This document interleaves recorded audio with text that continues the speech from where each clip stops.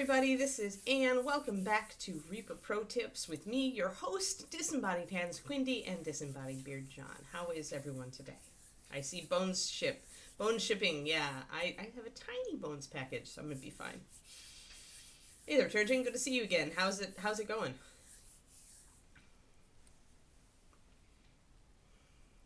It seems like you have not been on the last couple days, or I just haven't seen you wave.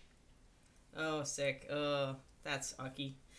Yo, Reaper Miniatures. How's it going, John? I am here, mostly here, in my brain this morning. Yeah, we've got a mermaid, and that's the important thing, really. Although I am clearing off my table a little bit here, having put things in the wrong areas again. There we go. Lurk.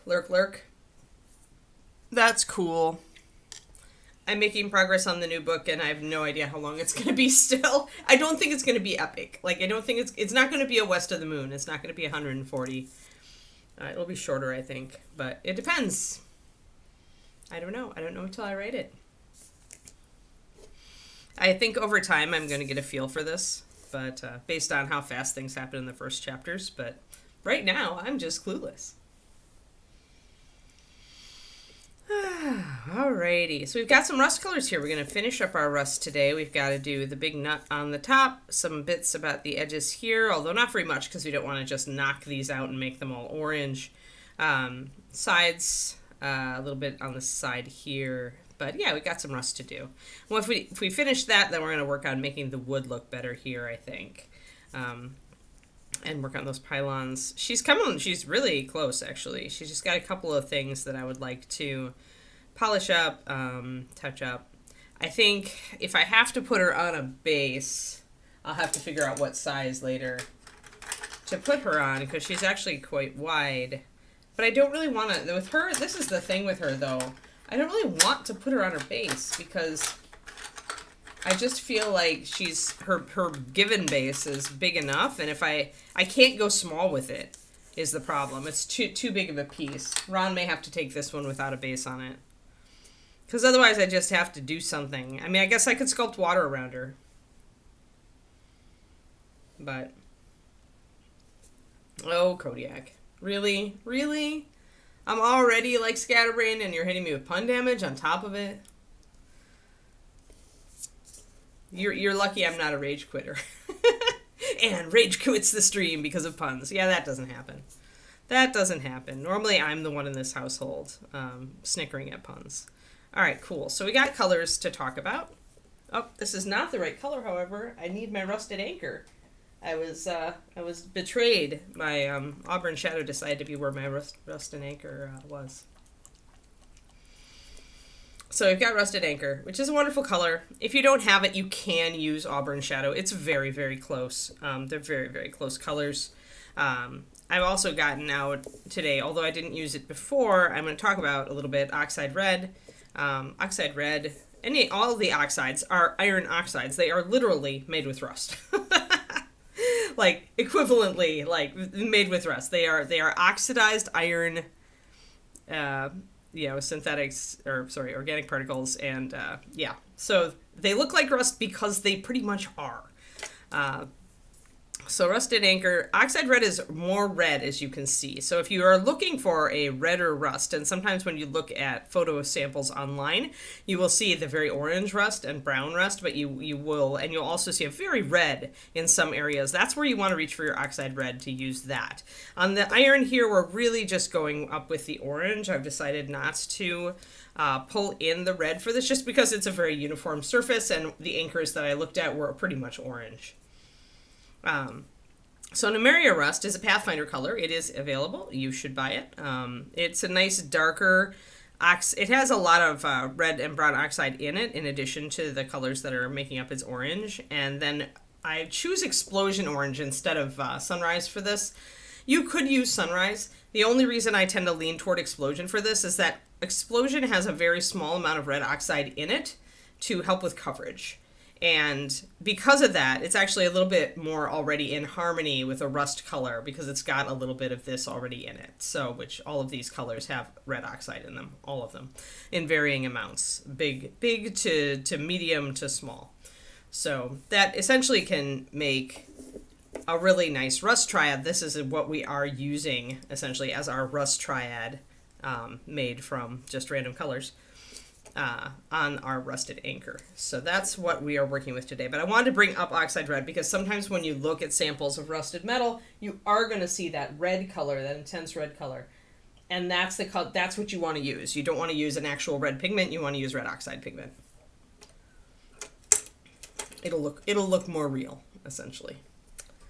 Plop that down. All right, I think I'm more or less organized, kinda, sorta, mostly, almost. It's one of those days. It's one of those days where you wake up and you're like, just not focused. Alrighty.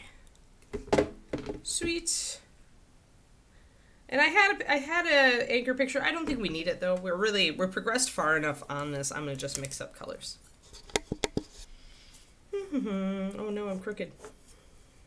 And for once, it's my palette, I think, that's crooked. Oh, no, my camera's just a little bit. There we go.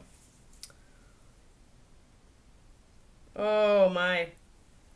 Yes, puppies have no idea of regular sleep times. Puppies are like, hey, is it time to play now? And unfortunately, puppies do have that nocturnal thing going on a little bit when they're younger. Like, they learn to, like, have our sleep schedules as they get older, but I remember Bridget's puppies were always, like, up once in the middle of the night, like, when I was there for the LER, and then they were up again really early, and then I would come upstairs at, like, 8 or 9, and they would be cashed out again. Yes.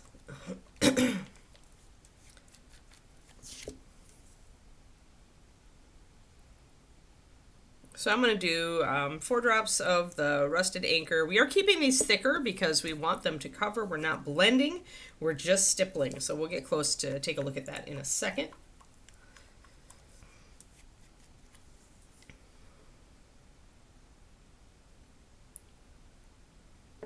Oh, that's what I wanted to do. I want to see when my new face cam gets here. Because my face cam, I think it was originally slated yesterday. Wanted to make sure that Amazon wasn't having a hiccup because I really want it to get here. And they screwed up Kiki's bully stick order and got her bully stick braids instead. But apparently they're a hit, so I'm not too worried. Okay, supposedly it's arriving today by 9. So face cam may not be the new face cam may not be up till Friday, or may not be up till Monday. I probably won't want to muck around with it. If it comes tonight, I'll probably wait and just muck around with it for, maybe we'll muck around with it for the Saturday stream. Used to. I still do, but not for any length of time if I want to sleep well. And I would be willing to bet that not all humans did that. Because everybody's got different biorhythms going on. Maybe biorhythms were more consistent when we didn't have all this electric light. No idea. Except that individual people still have different rhythms, so.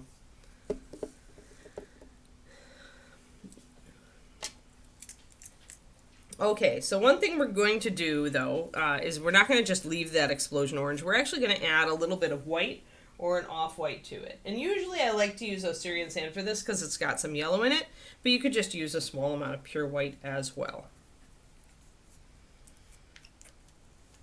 And adding a tiny bit of white, and I mean tiny bit, so let's get this closer. And put my finger in it because that's where I'm at today, guys. That's where I'm at. I'm oblivious. I'm just like, you know what? To heck with all of this. It's just going to be that kind of day, and I'm kind of going to shrug and move on.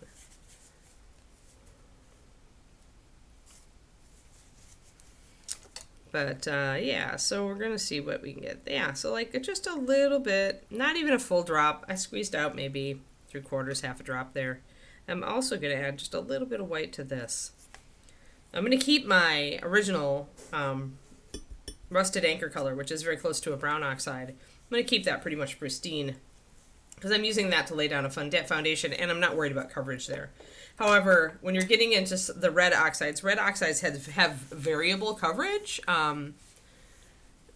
Reaper's red oxide is pretty good on this, but when you're mixing it with red and yellow pigments to make an orange, you really do notice that you lose a bit of coverage. So that's what we're doing. Yep, finger painting stream. You bet.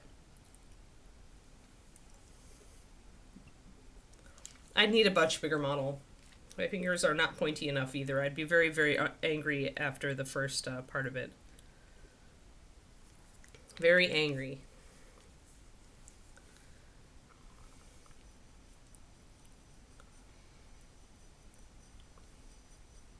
So I forgot to mention this yesterday, but Kiki, what if David is like wakes up earlier than me, and he just decides to power through and get himself ready to go, and he walks her, right? But if he'll bring her back and he'll essentially go to work before I am out of the shower, before I'm like out of the bathroom, and if I don't make enough noise back there, Kiki will howl.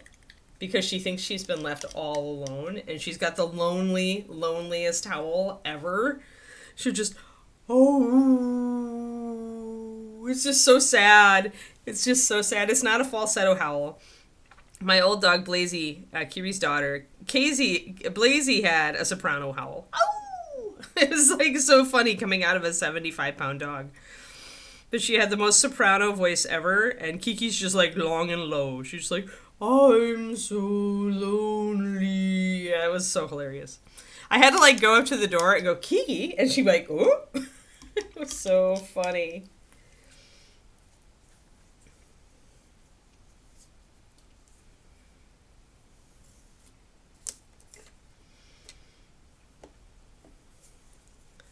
But yeah, she's a howler. She has the howlins in her. It's funny. So I put 1 drop of water into each of these. I may regret that there, but it's also like it's kind of a marriage. There's got to be enough body there to leave some color. Let's get up and in focus.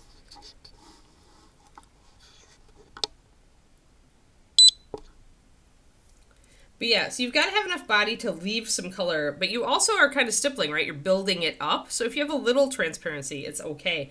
When you get to that highest color, you want this one to stay a little thicker. You can see that compared to how thin this one is. It's fallen off the side a little bit here. This one is showing up thicker because you're using this in just small patches. So when you put it down, you want it to show up.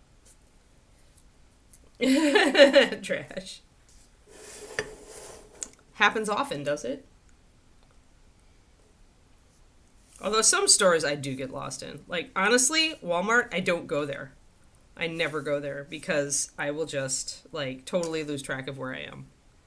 I do not understand how that store is organized, and I don't like it.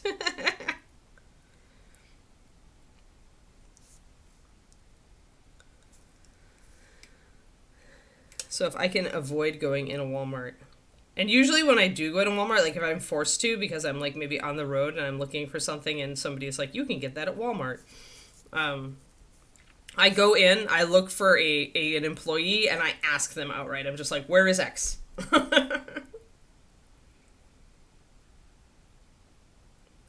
Hey, Jim Road Dog, thank you for the resub 46 months. That's impressive. You're almost to your 4 years. Almost quadruple subversary.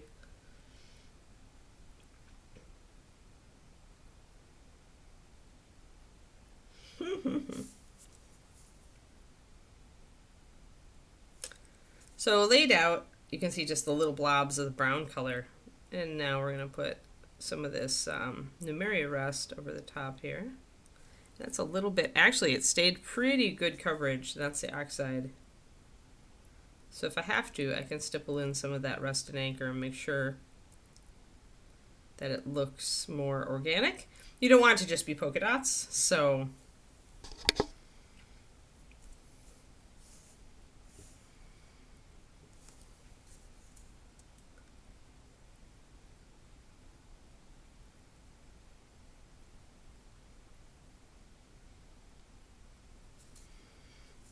At the same time, you don't have to be too finicky about it because, let's face it, most people are just going to see the pattern. They're not going to be critiquing you on an individual like placement of your rust. they're just going to be looking for a rusted look.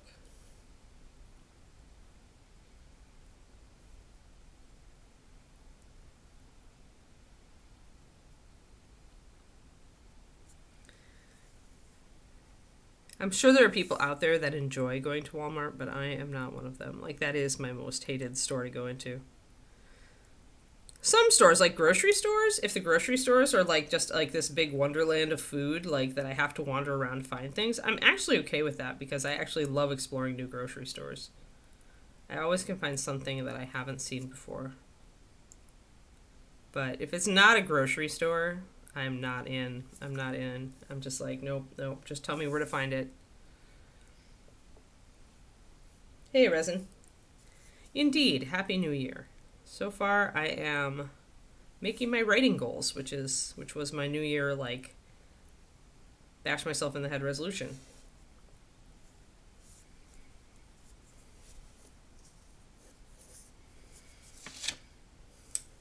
I need to get out some walnut, though, because we are inevitably going to cover over too much area, and I'm going to have to bring my walnut back in to stipple it down. So I'm going to put this down and grab some walnut.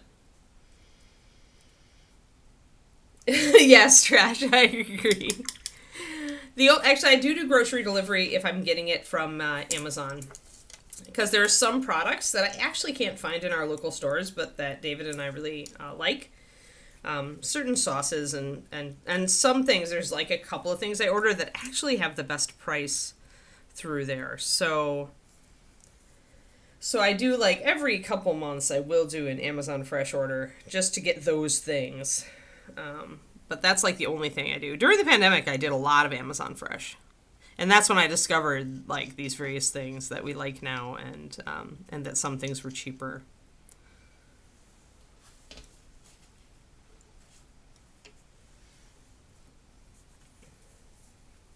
So I still do a little, but...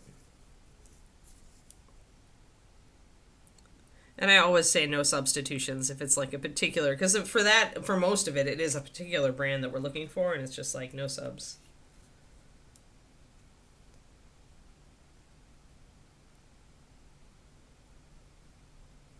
Right, yeah, Agent Marvel, that's a bummer.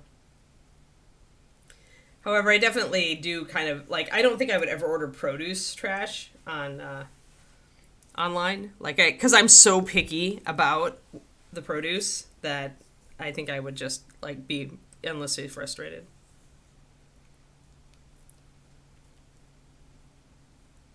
Yeah, but then I have to go and look that stuff up, Agent Marvel. Like, that's just it. Like, I would rather go to any other... If I go to any other store in this area, I know exactly how it's laid out.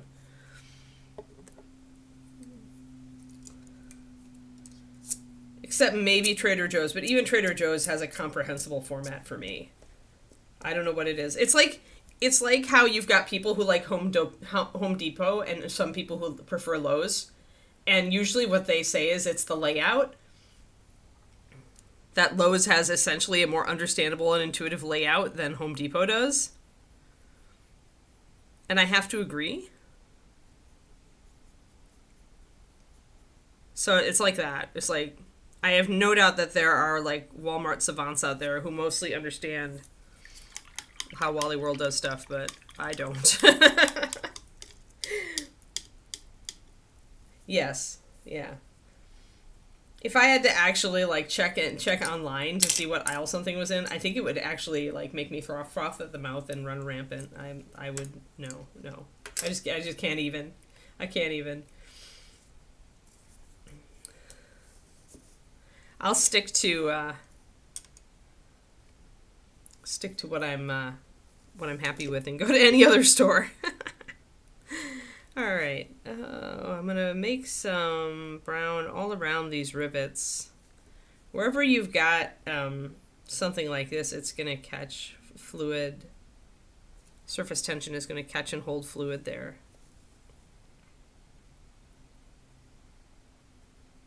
So I'll focus my rust around the rivets.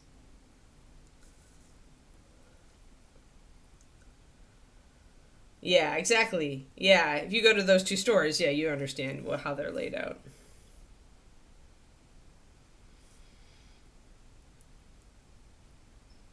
Oh yeah, I bet. Same with us. Trash, because when they come into our main room, that's where two of our main miniature cases are.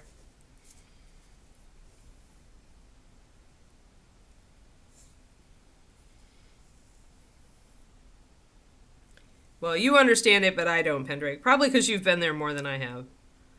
I think I've been in a Walmart about 3 times in my entire life, and one of them was recent.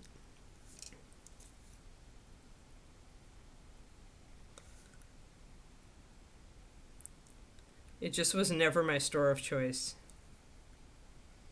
I'm going to do a little bit of rust down here, and we're going to stipple it over here. Just make a little bit of irregular patterns. Try not to be too regular about it. If you notice that you're doing something symmetrical, then change it.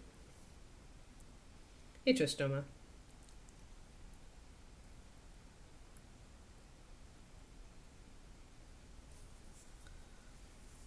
Yeah, I've never enjoyed it. I love going... Anything that's not food, I tend to order online. And, unless it's like a hardware thing that I can just run to it, because we have an Ace Hardware like 5 minutes from us. So that makes it easy. But yeah, in food I want to usually see in person unless it's prepackaged or a special exception. But everybody's got their food preferences. And then around here also we have a lot of little ethnic grocery stores, which I really feel like I should explore more. Except that it takes time, so I really have to make time for it. There we go. And then we want to not forget the end caps, which mostly going to have more at the bottom than at the top.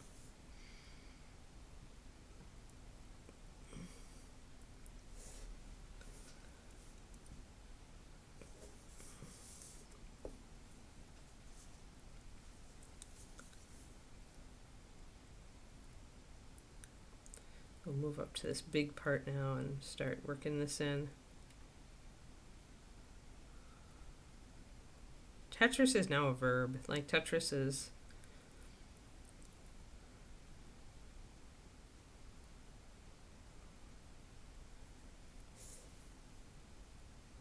Kroger RTB. Yeah, I went to Kroger Signature near Reaper all the time, but I really like Central Market in... nice.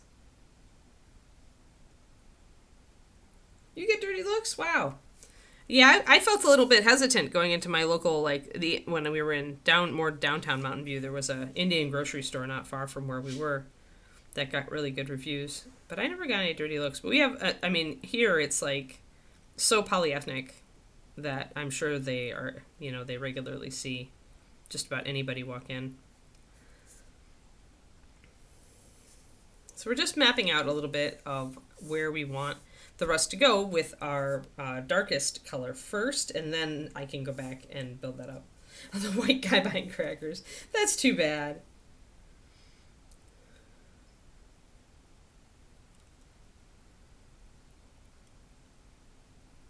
Yeah, that makes sense, Agent Marvel. Yeah, I mean, we're right next to Palo Alto. If I walk, literally, my CrossFit gym is like 5 blocks from me, and it's in Palo Alto and not Mountain View.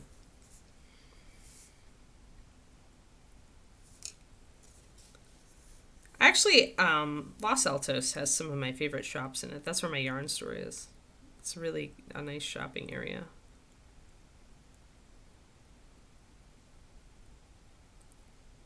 But Mountain View itself has some good Indian, and Sunnyvale has a Middle Eastern, selling halal, goats and stuff. Goat cuts of goat. And I'm always tempted to go over there because I'd, There's a lot of goat curry recipes, and I never was able to get goat before in any other place that I've lived, but here I'm like, I could go over there. It's just making the time when you're so accustomed to going particular places. I actually put brass there, long durong. That's meant to be brass. I wanted to have some touches of stuff, different metal. Don't usually like to do like steel. If I wanted the yellow for the purple hair because complementary colors. So I prefer gold for decorative touches more than I like doing like I don't know what that I guess it would be steel on a mug. I don't know that you would do that though. Like I think it's more likely that you get brass than you get a white metal on the edges of the mug.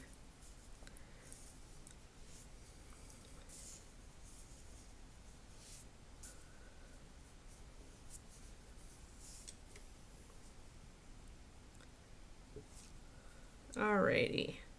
So now we're going to get a lot of rust on this lip, which I highlighted, but we're going to wipe that out now. I'm thinking better of it. And we're going to get quite a bit of rust down here on the lower part of this. Not as much up top, just a little bit.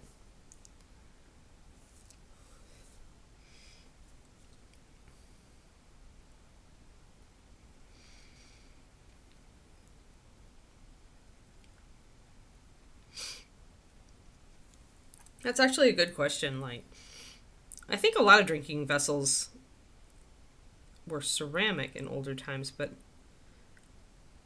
I'm not sure about this kind of mug, if it actually existed and what metals they use. So I'm focusing more on water, like water pooling probably down here on the side of this, and falling off the top a lot more, so there's less rust at the top and more at the bottom. Yeah, I mean, it would just rust, right? I don't know if pewter existed, like, for drinking vessels back then, Pendrake.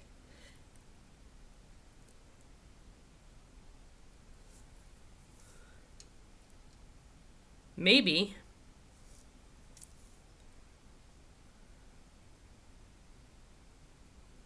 I mean, if we're looking at, like, 1800s, I guess there was a lot of lead floating around.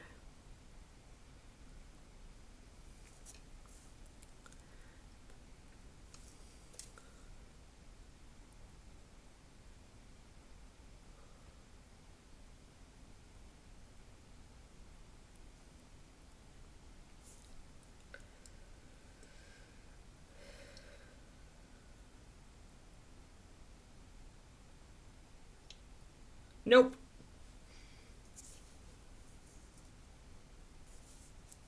Yeah, I mean, leather and horn, that would be older.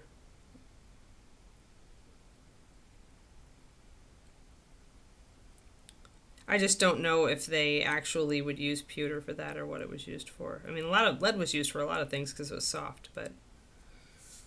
Alright, I think we've got all of our basic rust patterned in here. So now we can go on with our lighter oranges like we've been doing down here and start bringing a lot of this stuff up. Didn't do a lot on the edges here.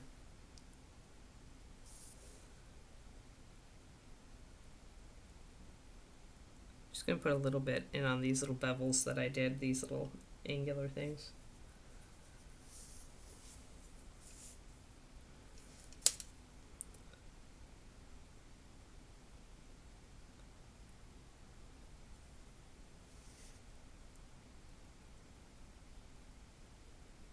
Alright, we'll go there. Alright, now more.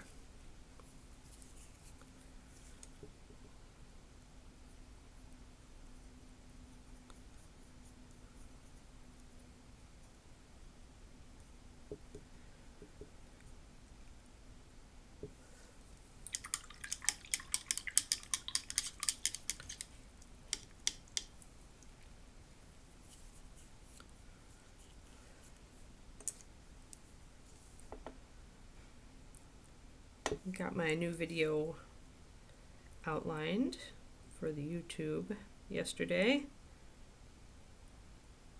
talking about all sorts of different paints and paint lines. Less about the lines and more about like kind of not so much the lines themselves. This isn't a rundown of the various paint lines. That's not really my kind of thing. But to talk about like types of paint lines and give a couple of examples. And remembered to put oils on there and also solvent lines like AK. Although Vallejo has a little bit of solvent metallics, but I'll mention that as well. But all this stuff is hopefully will be a good resource for people who are coming to the hobby and don't really realize all the stuff that's out there. So that was our Numeria Rust. That's pretty good. I like how that's looking. I like how it's looking here. Hey there, Studio J7. Thank you. Thank you for the raid. Welcome. I'm Anne. I work for Reaper. I've actually worked for Reaper for over 20 years at this point, although most of that was actually making their paint line and being a staff painter. Nowadays, I just stream every weekday morning. We're here with pro tips, unless there's a holiday or some other weirdness going on. We do a 6-model rotation, so we're always working on something a little bit different. And we're almost done with Ms. Mermaid here. Let me back out here. This is kind of the mascot, the tavern sign mascot of one of Reaper's ReaperCon pieces of art. So she's really cute. We're putting on a lot of rust right now to make the anchor look cool. Thank you. Yeah, some other things we've been working on. Right now we've got mouselings, which are also a ReaperCon thing. It's a gate guard or a bridge guard facing down an undead mouse wraith, which is really cute. So we're working on that one. We just did that one yesterday. We've got a vampire barbarian that I've been painting just for fun, and he's coming along. We're getting real close on some of these. We just started a Dragonborn paladin. From Christine Van Patten, who also does Moonlight Minis. So that was just in the base coat thing. And then we're also working on some cool base projects. So we're working on this base for the elf guy here, the elf ranger. There he is. Kind of setting him up to be on top of that. It's going to be a springtime base. I'm going to do a little bit of water effects, not too much. And then put some more basing materials on to make it look cool.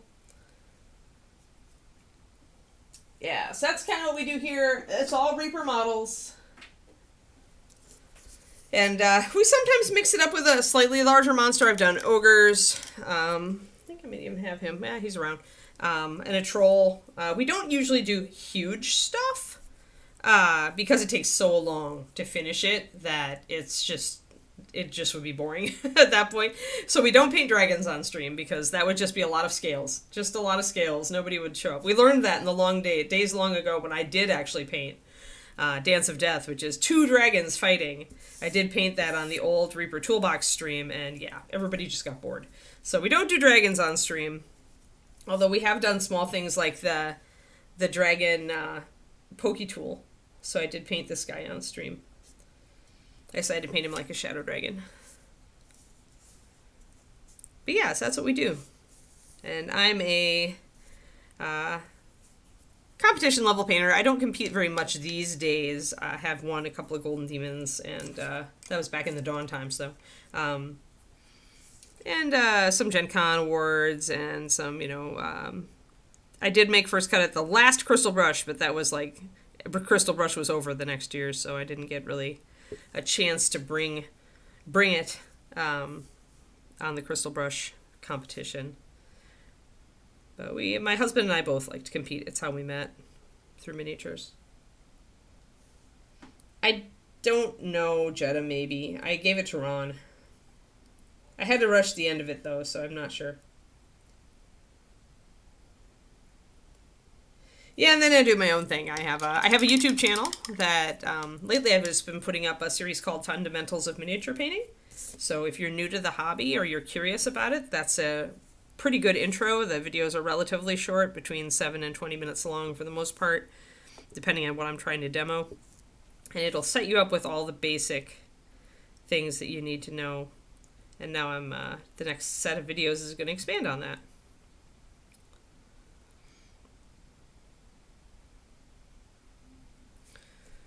And then I have a Patreon as well,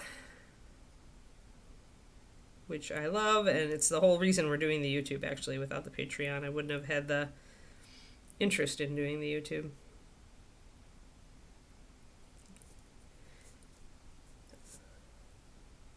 Oh, okay, he used it for the boxer. Ah, well, that's good to know, John. Thanks. Yeah, if you're into, like, if you really love the hobby, ReaperCon is a great craft con. Like, all of myself and our other painters who regularly do work for us come and teach classes. The classes are really the focus of the con. There is gaming, but it is like secondary to the painting and sculpting classes. And we have Reaper sculptors also come and teach. Everybody from like Julie Guthrie and Bob Rodolphe, who still work in the green stuff, to like Bobby Jackson and Christine Van Patten, who are very much 3D sculptors in ZBrush and other programs. I think Andy's using, I forget who's using what.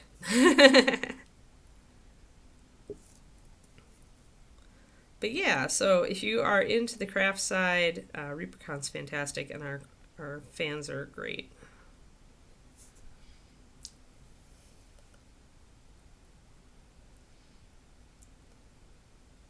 Yeah, it is a very chill con. It's a very chill con.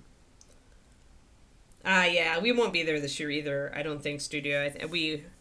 My husband likes to go because he's trying to win a Golden Demon, but I think we both kind of decided just not to go this year. He went last year, and I stayed home with our new puppy. And I guess, we're just like, we're both meh. I wouldn't mind going and trying to win another demon, but these days I've got so much else on my plate, I just don't know that I've got the time to put into a really worthy entry. I do love all that a lot of the other companies are also doing painting competitions there, so if you're into competing, even if you don't expect to win, it's a great opportunity to push yourself and your skills. But yeah, I think we're going to skip it this year. Oh, pricey trip. Yep.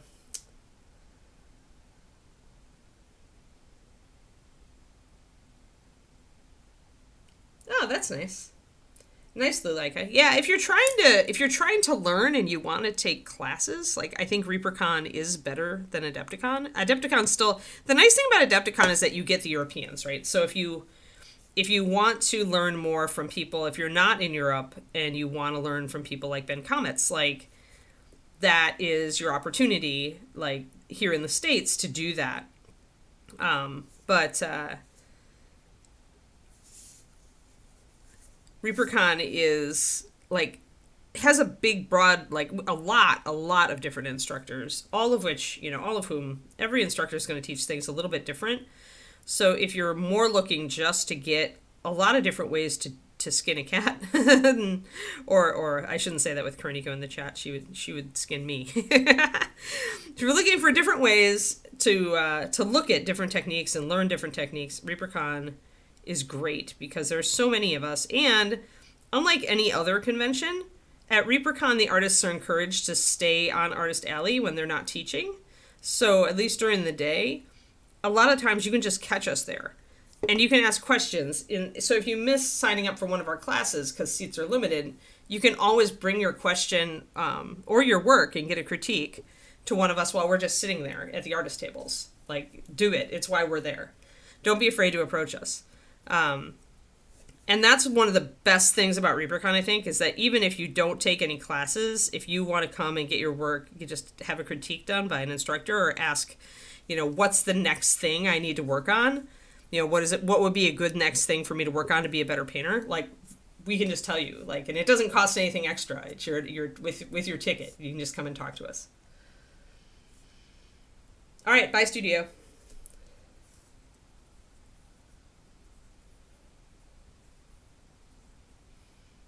Yeah.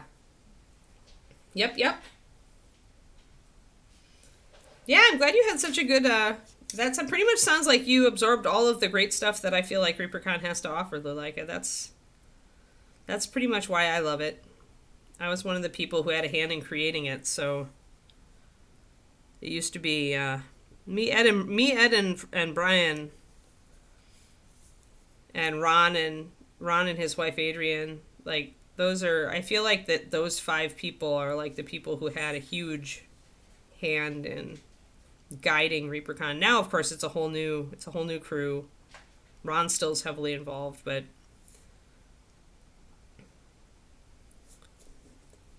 so just trying to like kind of make this a little bit varied so that it's not predictable. Though I am focusing on more rust at the bottom of things. Yeah, and then there's swag. The hobby sponge. Yep, yep. Ah, you are there. Well then, yeah, then you've got no excuse. If you're in freaking Texas or Oklahoma, no excuse not to get down to ReaperCon. So close. Now I'm on the West Coast and it's more of a trip, but because I'm a Reaper employee, I always try to come. We've already booked our pet sitter to make sure that we can come without me driving. I drove Kiki and me last year. I drove my puppy and me. Oh my god, it was a nightmare. I think I'm still traumatized. Oh lord. So yeah, so Kiki gets dog sat. She gets sat on this year. Yeah, I feel like miniature painting is just like people underestimate how much good it can do. I used to have a friend out in on the East Coast. I lived there for out there for a year, who had lupus, and it was the way that she could get. She used it to just kind of mitigate the pain that she had to go through. Like it was a great distractor for her from all of her medical stuff. And I saw how much good it did for her, and I was like, anybody who says that art and artistic hobbies and miniature painting aren't, are just this, that they aren't worthwhile, like that person has never really thought about it, thought about how much art can do and creativity can do for someone.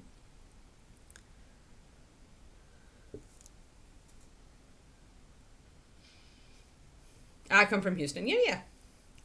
Yeah, that's great. Sweet.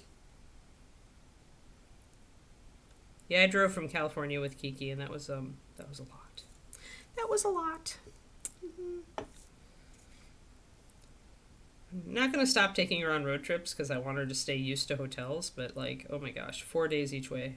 It was actually only 3 days on the day back because we both ran out of we ran out of shits to give, and I just was like, we're doing this last day. The last 2 days we're doing it in one,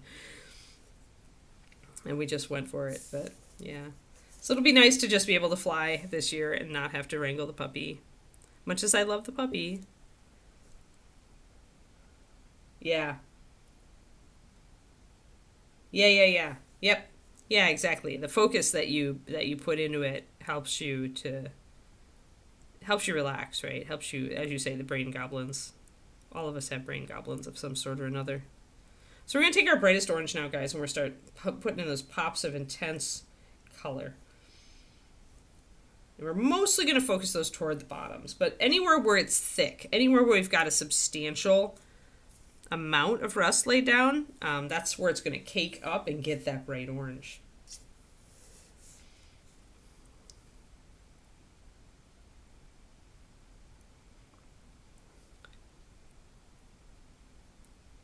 But yeah, I'm really glad you had a great experience, Lulu.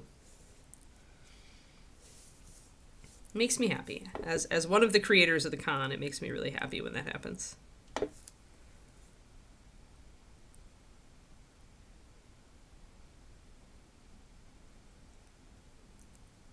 Especially as things evolve and change over the years, you're always going to have the people who are like, oh, it's not like the old days. But I'm like, as long as people are still discovering the con and learning things and that's keeping them excited about the hobby, it's a win.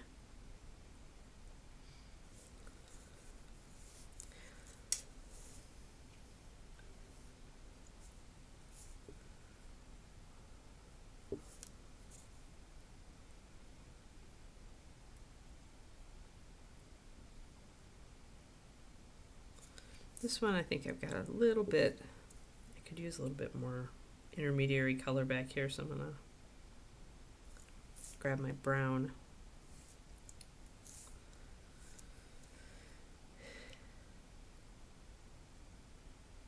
But yeah, it's a great con. Great con with a bunch of different, like, it's nice to see the kids in different age groups also come to the con. Younger people, older people.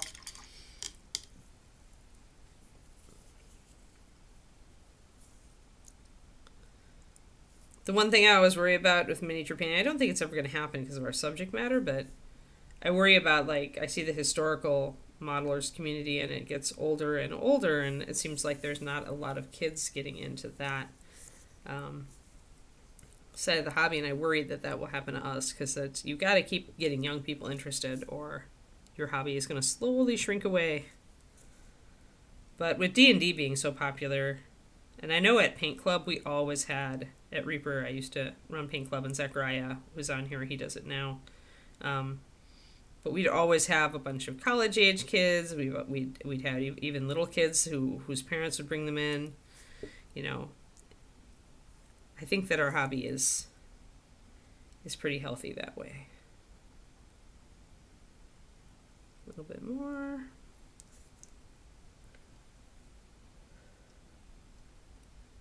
Yes, yeah, extension of like a local gaming store. Yep.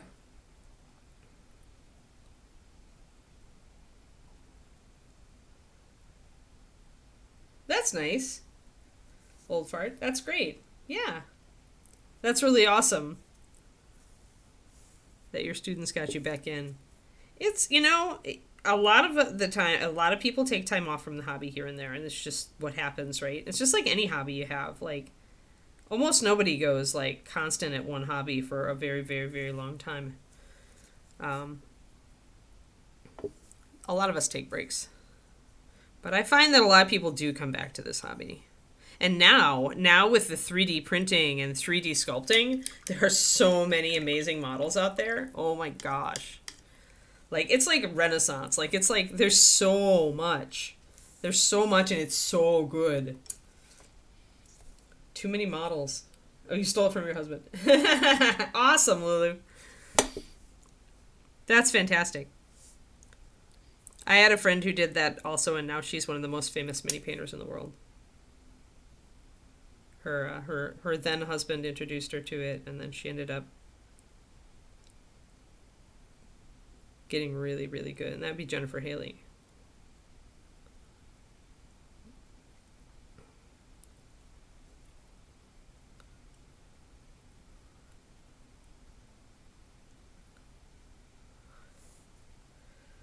Little bits up there. Still think I need... Oh, that's nice of you. Yeah, that's something that pretty much went out the window for me. Well, now my husband paints as well or better than I do, so this is my current husband. So the pressure's off. If he wants something painted, he paints it himself. But yeah, back in the olden days with various boyfriends and my first husband, it was like when the minute it became my career, I never had time to paint for them.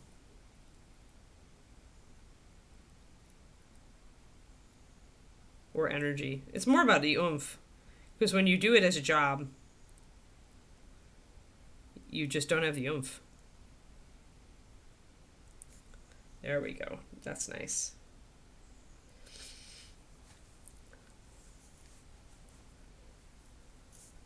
But yeah, that's cool that you share the hobby. I enjoy sharing this hobby with my husband. Even though I just want to, like, throw my arms in the air and, like, wave them about in a frenzy sometimes because he's so freaking fast. He's so much faster than me.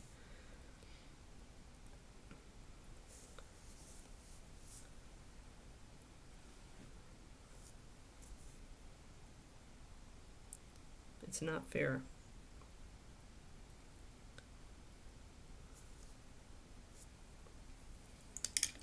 All right, looking good, looking good, looking good. Need to get the top one Get more on the sides going on. We're almost there. We're almost there on the rust. It's almost time to switch to a different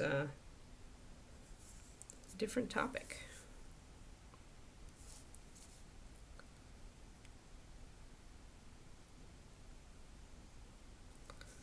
You do mostly brown rust at the top with just a little bit of the orange there. It's a flat surface. It's upward raised. It would hold a little bit of water, but not a ton. Do you just paint 28 millimeter, Lulu, or do you do bigger stuff too?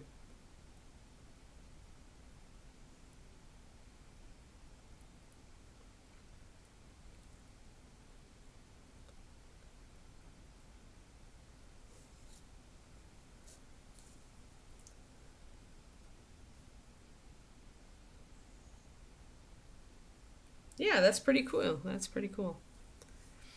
Yeah, watch out. It could turn into.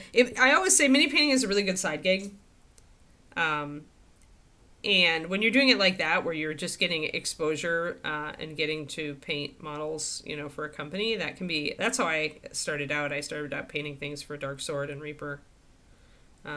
Actually, before I came to work for Reaper, I started out painting for other companies, some other niche companies, Dark Sword, Crocodile Games. So that can be a really cool way to kind of figure out if you like doing it for, for some stuff. And a lot of those companies will just paint in product, right? They don't have a lot of money to put toward painted models, but it's cool, and it can, as you say, it gives you a taste of it, right? You can figure out if it's for you. I always think it's a very good side gig, and as a main gig, it takes a lot of effort. I speak as somebody who is currently making it a main gig. Just putting a little bit more rust over here.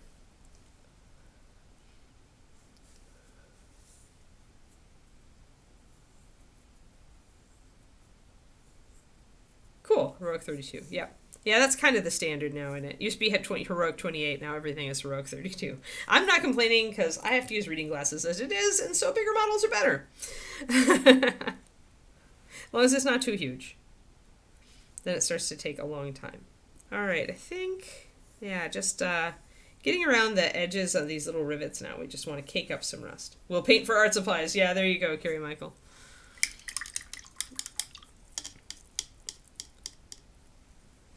Honestly, these days, I paint on this stream and I just give the models to Ron, usually at Reaper. Unless I really like the model, then I'm going to keep it. I might end up keeping this one. That means I don't have to base it.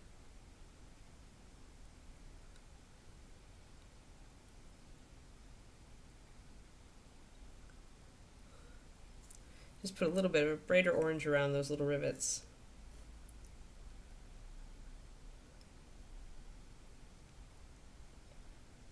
Yeah, for sure.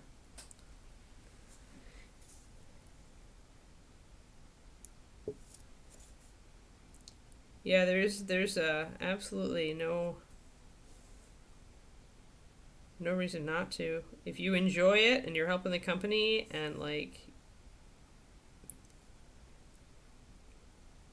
maybe getting a little product in return or something, paint supplies, doesn't matter, then it's worth it. Just wanted to get a little bit more about around each of those rivets, because that's where the water's just going to pool.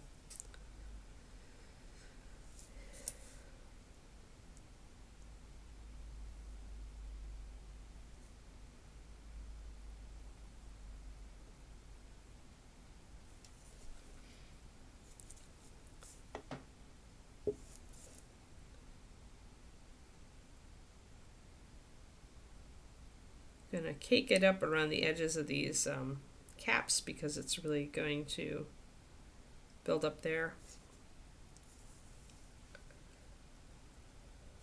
Yeah, for sure. It's part of the sculpt, seriously, because it's supposed to be from the ReaperCon art. This is the title of the piece, so you don't have to freehand it on. It's there. Christine Van Patten actually does really good lettering, I find, on her pieces.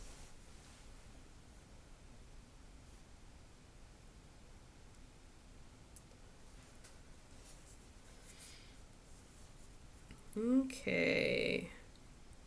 Okay, I want a little bit more orange here. It's not just touching up, kind of figuring out if I need a little more anywhere. Double check in.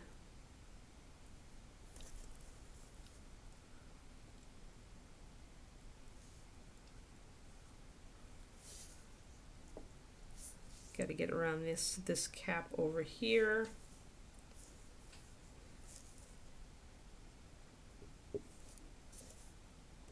No coffee, just tea. In my continuing diet permutations, I had to give up my beloved soy milk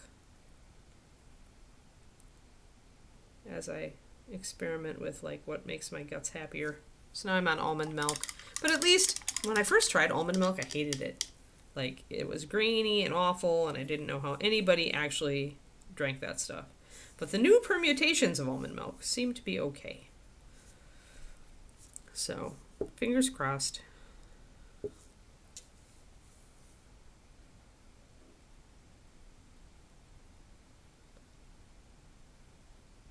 Had almond milk creamer in my tea this morning, and it did not suck. Yeah. I've got a lot of stuff like that, Lulu. I've always been. It was funny because I'd noticed that I had a reaction to dairy, and only then did my dad, when I mentioned it, go, "Oh, you were hugely lactose intolerant as a baby." Thanks, Dad. So all this time, I've probably been lactose intolerant, but I was eating it all those years anyway. And only as I got older and I hated milk as a kid. I hated it. And so when I got, out into the wide world, I just stopped drinking it. And I didn't have that much dairy. And then when I had ice cream, I had a reaction. I was like, oh, yeah. So I'm there with you. Plus, I'm also gluten-free and low carb.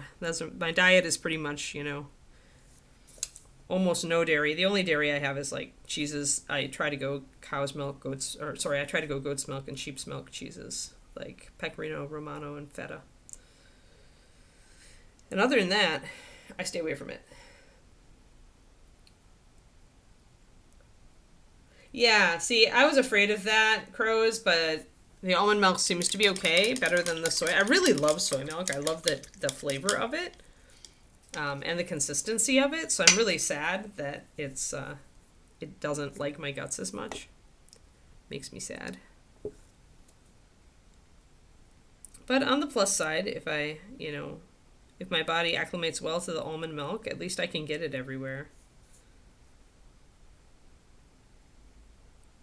It's really the only thing.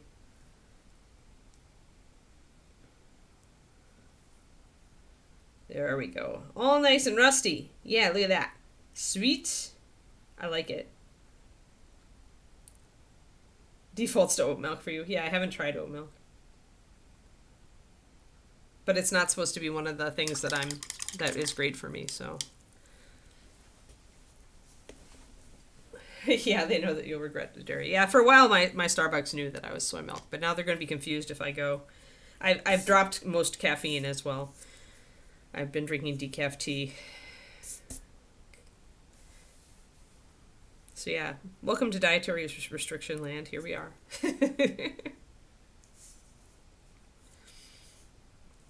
Alrighty, I'm feeling pretty good about this. Feeling pretty good about it. I'm just gonna pop just a little more color in here and there.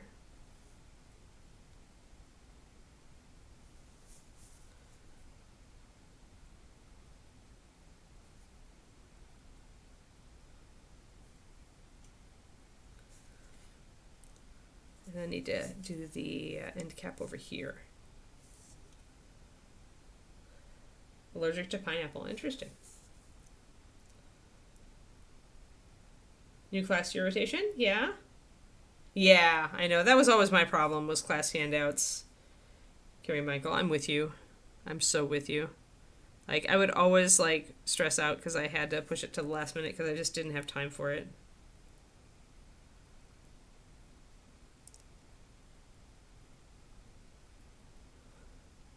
I think maybe I'll do something different this year. I really liked not teaching last year. I really liked just being able to be available at my spot to talk to people. I'm thinking have kind of an idea. I was thinking maybe of doing like just a free PDF and printing it out for people who come to visit, just to promote the Fundamentals of Mini Painting series on the YouTube. I thought that might be cool. That way you can just stop by, chat with me, you know, get a review of your work if you want it. Grab the free PDF if you want it. You can print out something nice and not too long, but still useful.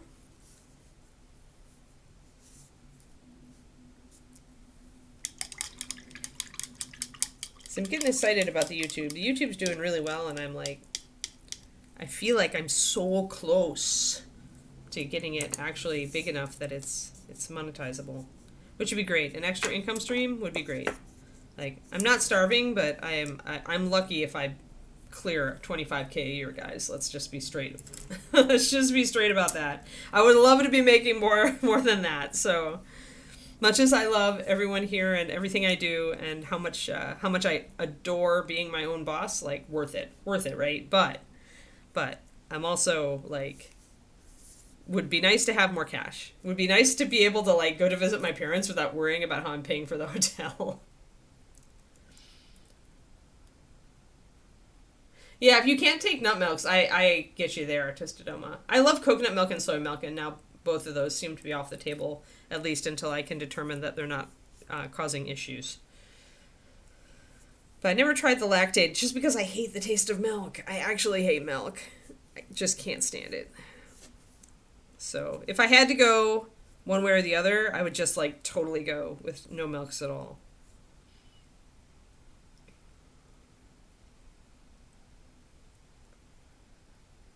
Yeah. Right. Yeah. I could totally see that. Yeah. You missed the steady paycheck, right? Yep. Yeah, I have a Patreon. Patreon is my main income. And that is a steady, more or less, steady check. It varies a little bit by month, but in general, I can count on a certain amount every month. So that's nice. Yeah, stress is a trigger for all of us. Yes, Carrie Michael. All the love. Teach 4 different classes.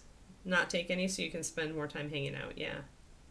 Yeah, that would be a lot. Plus you have to switch brain streams, right? It's like first you're teaching, then you're listening. It's like DMing and then not DMing.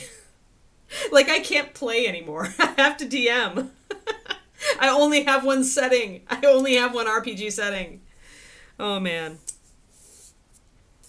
The only time I can relax and just like play a game is if it's an online, like a computer RPG. I can do that.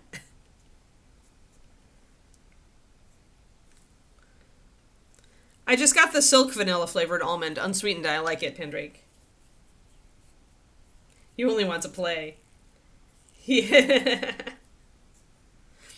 I've just been jamming since I started. But I love storytelling. It's why I also write. Right now I'm working on book 3 in my series that I started publishing last year. So I do a bunch of stuff. I think they call it multi-creative now. I don't remember. But if you're into more than one type of creative thing and you're like doing it to the max, like that's multi-creative. But all my energy I used to put into jamming, I now put into writing the books. So I haven't had the urge to game master in a while. Just a little bit. I like this. Don't keep that. Yeah, doing both in the same day. Yeah, when they're back to back. Oh, 40 senior needs yes. Power naps for the win. Power naps for the win. Oh, totally. All right, guys. Hey, look, we're done with that anchor. And we got some nice chat going on while we did it. Yeah. I like it. It's cool. It's definitely makes the model interesting on the back, right? Like it adds to the visual interest for sure. You can see how not taking the highlights up as much gives you like the hair looks shiny, but you can tell that the anchor is not as shiny. Except with the edge highlighting I did, it just, you see a little bit of a sheen, and that's what you should do. That's what you should see, right? And I also painted that upper surface a little lighter, right, than the bottom surface, which I kept dark, to give you that feel of like, because iron, wrought iron has that dark sheen to it. So that's how we establish that, and I think it works really well. I'm really happy with this. So now let's work on, what do we got? We don't have that long, maybe 20 minutes. Brain filing. Good, yeah, for sure. So now let's go in and actually start working more on this wood here. I want to bring it up driftwood style, really lighter, but I also want to be able to throw in some more glazes and color. So I think I'm going to just grab driftwood brown.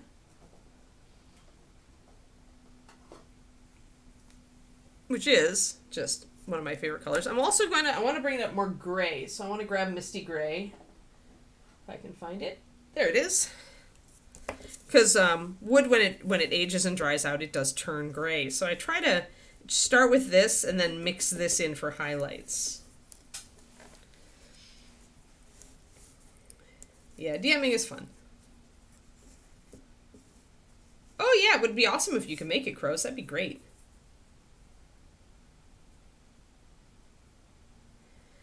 My classes that I tend to love, for D&D, it's clerics and paladins. But I tend to like my paladins with a different alignment. I prefer to play them like lawful neutral or neutral good. Or chaotic good if I can. But paladins have to be lawful, don't they? Yeah. I prefer to play chaotic good because that's my personal alignment. But being a paladin of a somewhat more interesting god is kind of up my alley. Otherwise, I love priests. Because I love to be a healer. I mean, I play a healer in every MMO I've ever been in. And the other class that I like, if I can't be a healer or if somebody else is already pegged to the healer, is I actually really like monk. I played a monk in 4th edition and I just loved it. I like being all cinematic with it. Describing all the moves. Yeah, well, it's because it's the same way, Madasheen. Yeah, it's absolutely identical. You want to think with any kind of corrosion that's caused by oxidation, and that includes verdigris. You want to be thinking about where is the water going to pool, because where the water pools is where you're going to get the most green fastest. And look at like examples right online, but with things like copper roofing, it all is facing upwards, so eventually it all turns uniformly green. But it starts building up in the cracks and crevices, and then it spreads. So there are definitely stages. So let's get this driftwood set up and see what I can do with it. But yeah, any oxidation that's caused by running water pooling and staying in crevices is you got to think about that. You got to think about surface tension and gravity. And it'll just make it look more real.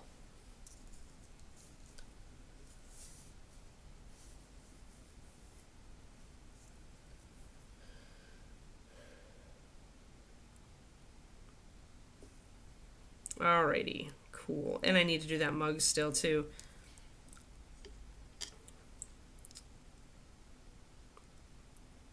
Kind of want to use some walnut to focus those breaks between planks.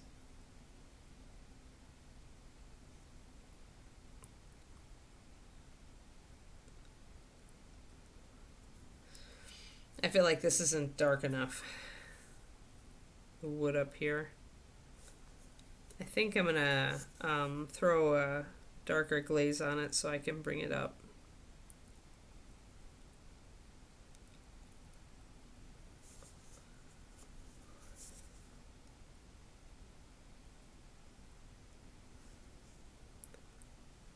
All right.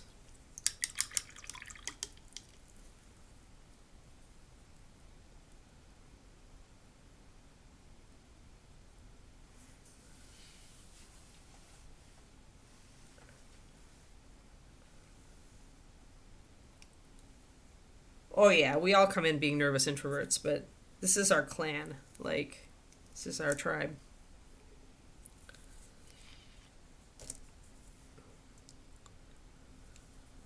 And you know what? Because we're all nervous introverts, or most of us are, I would say.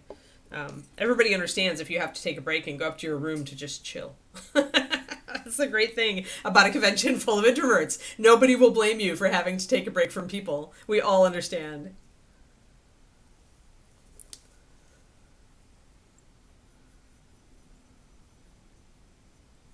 I kind of like to play the cleric that complains about people constantly putting themselves in danger. It's like, did you have to put your face between the monster's claw and the other party member? I like playing that cleric.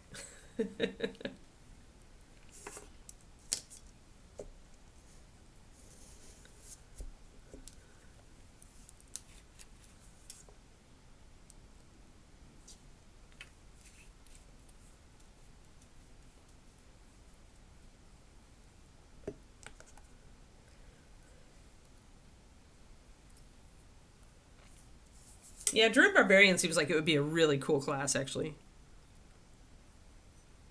Get like a bear or a giant Wolverine as your animal companion. Just go crazy.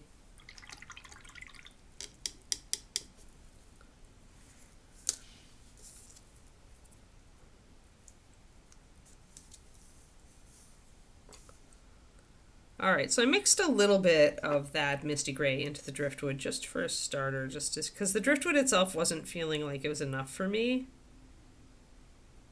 What I want to do here, and this is a case where you do want to use linear highlights on a very linear space, is just want to bring out the grain of the wood, right?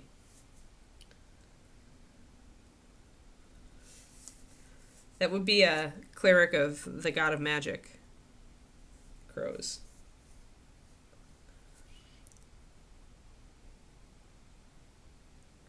Yeah, I mean you want it light enough that you can really start seeing the highlights, right? But I'm also not going all the way down into where my shadows were, and I'll probably go back and forth a couple times here from one to the other, shadow to highlight, just trying to get it where I want it.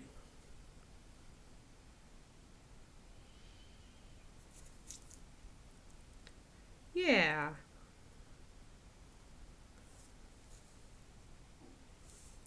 It's really cool to meet the people on stream in person.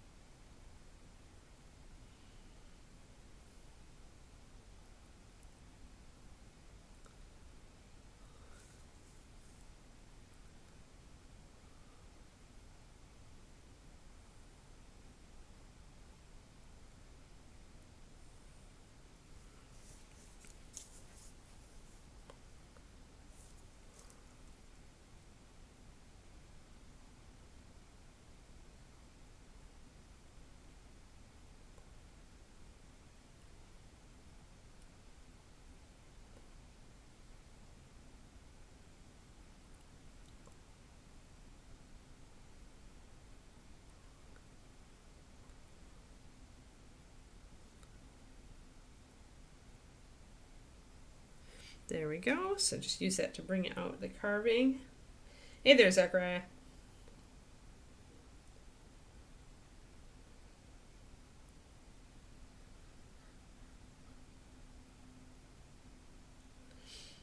"17 months. Yeah, can't make it this year. Well, you have puppy. You have puppy. And you have other animals too, don't you, Kodiak? That's alright. You do not have to come to ReaperCon every year. We will love you whatever year you come to visit with us.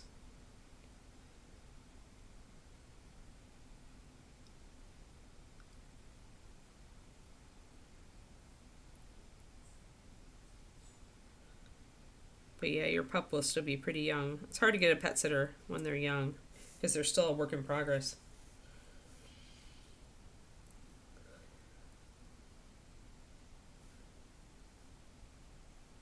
Yes. Yes, we were totally, you could not hide during the award ceremony. Hopefully this year I don't get that freaking throat. I need to like keep a lot of tea with honey right by me because I'm going to be talking all freaking day.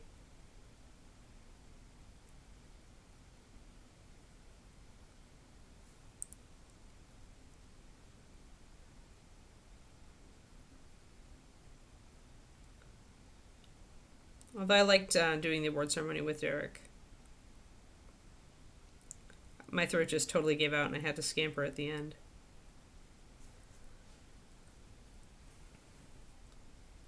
Yes, exactly. Yes, a lot of doggy daycares do that. I just gave up. Kodiak.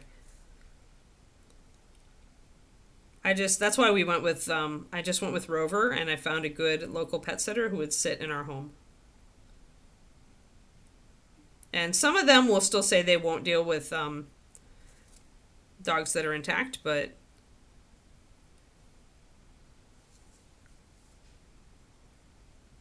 some of them are just fine with it.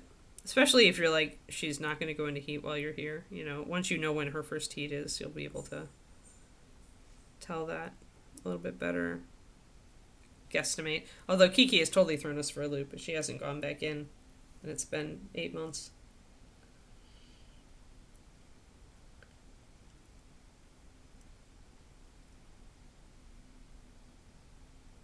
Yeah, I'm glad you thought so, Quindy. I think we're a good team. And it's nice not to... Normally I could bust through it, but yeah, my throat this year, oof. And it was fun not to have to do it all. It was fun to have Derek up there too, so...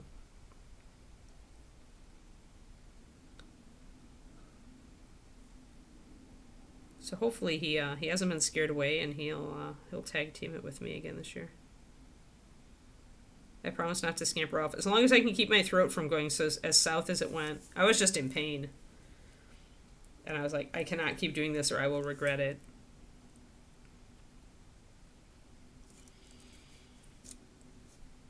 Bye, Crowley. It was good to see you.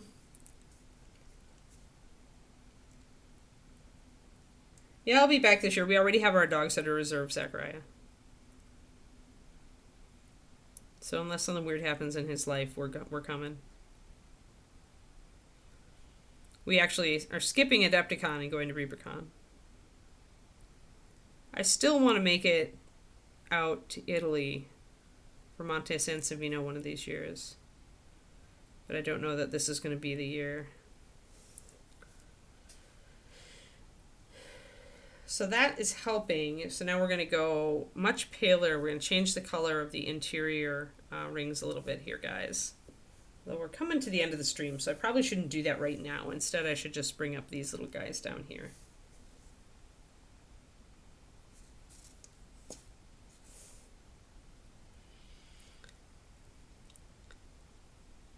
Yeah, people think they can't find you. They just don't know where to look. I mean, it's not like you have a sign and a place at Artist Alley, Quindy, so it's not like anybody like knows exactly where you're supposed to be. Or did you? Did you have an Artist Alley spot? Or were you just like hanging out? I didn't have to go looking for you. You came to me, so.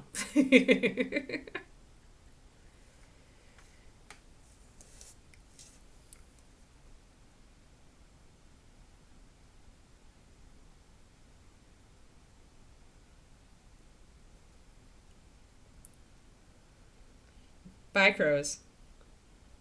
You claim squatters' rights. Awesome. Yes, do that. Yeah, if we hadn't had a Kiki, you could have squatted right next to me. Although that is not the right way to be incognito, because it seems like everybody on the planet came to say hi to me. So I guess if you, like, don't want to be seen, you don't want to be anywhere near me. It didn't used to be that way. I don't know when it shifted, and suddenly Am became the place to go. It's funny, too, because I'm always, like, I like being on the end of the row, so they're always, like, putting me way in back. I guess you could go the other way around. Like, one time I was at a Worldcon, and I saw one of my Viable Paradise teachers, Stephen Gould, who was, for a time, the president of the Science Fiction and Fantasy Writers of America. And I was so excited to go over and say hi to him and tell him what I was doing, and he was next to George R.R. Martin. Not a single person was looking at him. They were all piled up in line, going to get their books signed by Gurm. So I guess being next to me, not that I'm any at that level, but I bet I could be camouflage, I guess.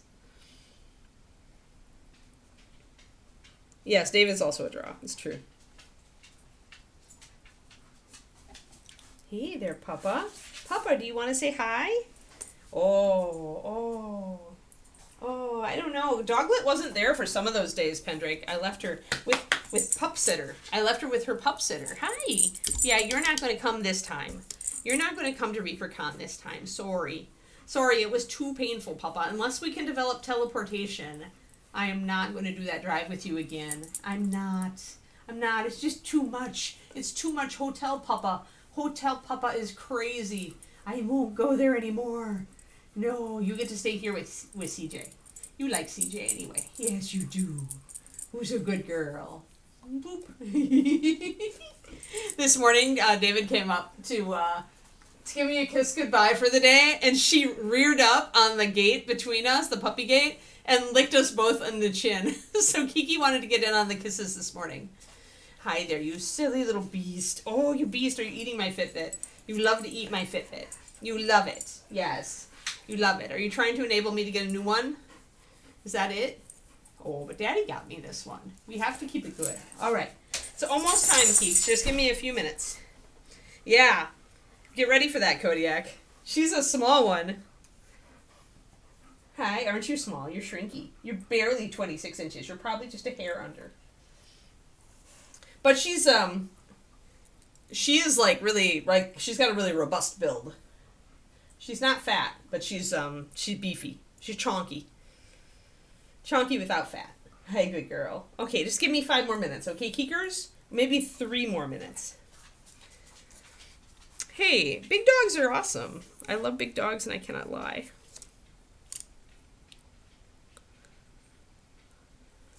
I'll be sad when I'm too old to have a big dog anymore. Although, you know, I'll probably have my fill of them by then. I might want to downsize. Still can't see myself going with something tiny. But I could go for something like an Australian Shepherd. Yeah, she is. She's not fat at all. Like, you can feel her ribs if you press down on her sides. She's exactly the weight she should be. At 75 pounds. What did you bring? What did you bring me? You brought a chew? Oh, you brought a toy. You brought a toy? But, Papa, it's not toy time. And you hate playing with me with these. I'm not nearly as good at this as Dad. Oh, nom. There you go. There you go. All right, you. All right, go get your ball strap. And I'll be off in a couple of minutes. She's like, "Aw."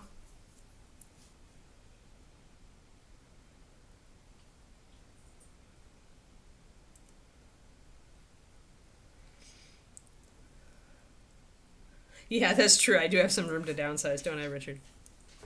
Yeah, I could see downsizing to an Australian Shepherd, and then downsizing to a mini Australian Shepherd. Or, as they call them, mini American Shepherds. The mini American Shepherd is just a miniature Australian Shepherd, just so you all know. Or at least they were. And then they renamed them. Because they weren't really Australian in the first place, and because the big Australian Shepherds were like, no, get a new name. Understandably.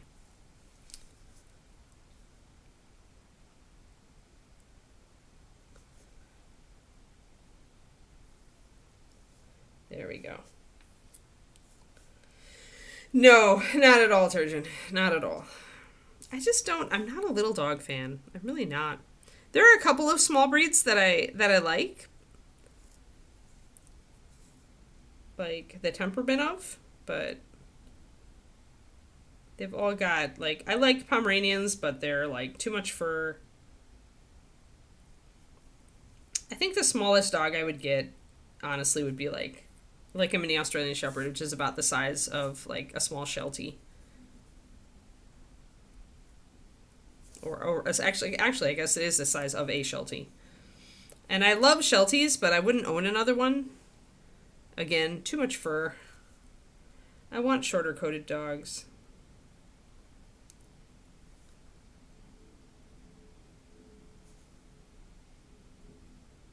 So yeah, we'll see. I like the mid-tier coat that Kiki's got, or something even shorter, but not super short, like pointers. So, I don't know. I'm fussy about my dogs. There we go. So we got a little bit of lining in. We managed to do that. We're going to make the top part here a lighter color and then also bring it up with gray. Probably like a leather brown with a bit of gray in it.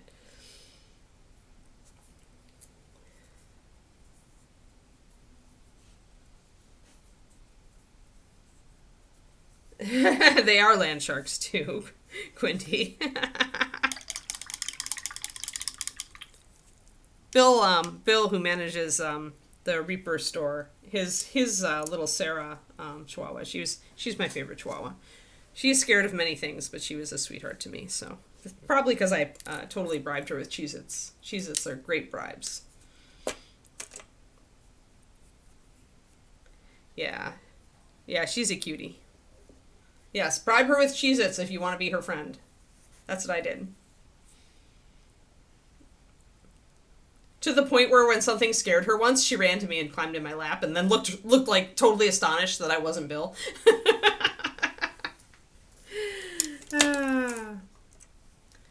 Yeah, I don't. That's the only thing with small dogs too. I don't like a really barky dog. So that's why no Shelties. Much as I really like Shelties as far as everything else about them, except for the fur. But yeah, there's some nice Yorkies. There's some nice Shih Tzus. There's some nice, there's some good dogs with there's some good smaller breeds with generally good temperaments. I mean, even poodles are they? They're smart. They're super smart. They're just not my kind of thing. Not my kind of thing. We all have a kind of thing. Oh, except so much energy in that breed, though, Zachariah. Holy crap. So much energy. Yeah, I gotta find a good mid-range for me later, I think. All right, you guys, we're gonna call it. We did a lot of work today. We got all of our rust covered. We got our wood has at least started to come up and get some detailing in it. We'll continue working on that probably next time. I also want to kind of look at the rope and see what else I can do, and I'm going to kind of have to think about basing if I'm going to do anything. And I would like to do a little more on the scales as well. So, yes. Yep, love to you too, Turgeon. Hope that you feel better soon. And tomorrow is Vampy Barb. Barbie the Vamp. And we've got to get NMM done. I think that's almost the last thing. We were working a little bit on the black fur too. But we're almost done with the black fur, I think. So we just need to do a little bit more. Thanks, Richard. Glad you like it. I like it too. Turned out well. But yeah. So he's coming right along. We should be able to finish him. Again, we need to think also about basing. All these wide oval bases. Why? Reaper. Okay, Reaper, listen. Create a base that is like this, but oval. Like this size, so that it will fit things like this and this. All of our bases are oval because things are standing on them. Why don't we have shiny black oval bases? Like, why? Why? Please! Either that, or I'm getting David on the freaking lychee and blender, and I'm going to get him to create a resin base for me that's the correct size that I can put this on, that we can print in black resin. Like, that's it. We do oval bases, we just don't have the right size at all. Like, it's 40 mil or nothing, Zachariah. Like, I have that one for Ed. This is the smallest oval base. The smallest oval base we have, and it's way too big. Way too big. Way too big. So yeah. So I think somehow I'm going to have to create like an oval base prototype in Blender or Lychee and have and get some black resin and just print a bunch of them in various small sizes. That's the only way.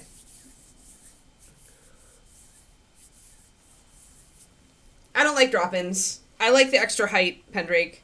The extra height that I get from adding to the top of this is more compositionally pleasing for me.